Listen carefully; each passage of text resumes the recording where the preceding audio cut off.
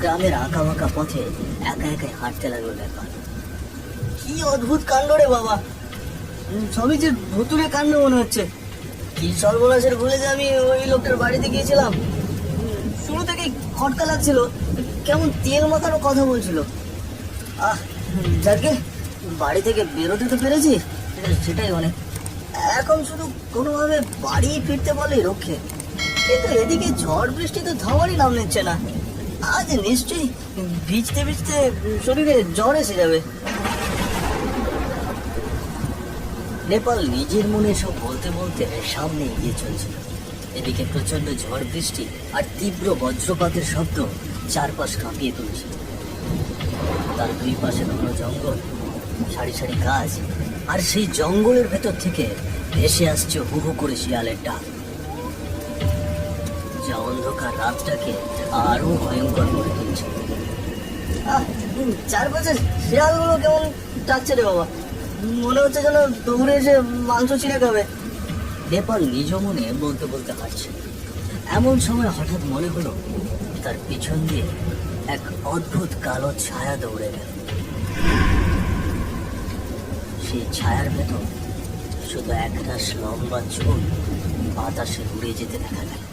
কিন্তু টের পেয়ে নেপাল পিছনে তাকাতেই দেখে সেখানে আর কেউ নেই, শুধু অন্ধকারে ঢাকা ঝড় বৃষ্টির রাস্তা। কি আমি যেন এখানে দৌড়ে যাওয়ার শব্দ পেলাম, কিন্তু এখানে তো কেউ নেই। এসব কি হচ্ছে আমার সঙ্গে? হে ভগবান, তুমি আমায় রক্ষা করো, আমায় রক্ষা করো। সামনে ঘুরে নেপাল আবার বাড়ির পথে হাঁটতে লাগলো। ঠিক তখনই সে এক অদ্ভুত ভয়ানক কান্নার আওয়াজ শুনতে পেল।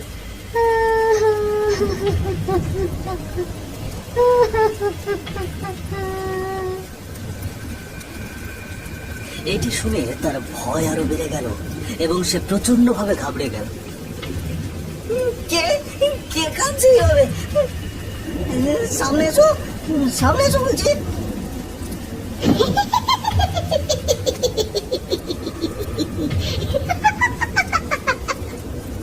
এমন সময় কান্নার শব্দ বদলে তীব্র ভয়ঙ্কর হাসির আওয়াজ চারিদিকে ভাসতে লাগলো।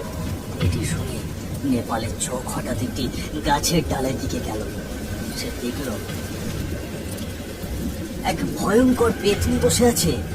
পুরো শরীর নীলচে, মুখ থেকে জিভ ঝুলছে, চুল ও পা এতই লম্বা যে গাছ থেকে যেন মাটির দিকে ঝুলছে। তার চোখ একদম লাল, আগুনের মতো জ্বলছে। এই দৃশ্য দেখে নেপাল থর থর করে কাঁপতে লাগলো। সে কি করবে কি করবে না কিছুই ভাবতে পারছিল না। ওরে বাবারি, এ যে আস্ত একটা পেতনি। না না, আমাকে এখনই পালাতে হবে, পালাতে হবে। কি বললি তুই? তুই পালাবি?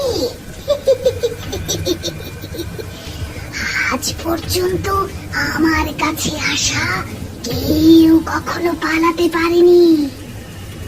যে এসেছে তার রক্ত আমি চুষে চুষে খেয়েছি। কে তোকে এখানে এত রাতে আসতে বলেছে? এখন তোর রক্ত আমি চুষে চুষে খাবো। না না, আমাকে মেরো না, আমাকে যেতে দাও। আমি এই গ্রামে নতুন, আর কখনো কোনোদিন এই গ্রামে আসবো না। আমাকে যেতে দাও। চুপ, একদম চুপ, একদম চুপ কর। খিদে, অনেক খিদে আমার। কতদিন হয়ে গেল তাজা মাংস আমি খাইনি। তাই আজ আমি খাবো।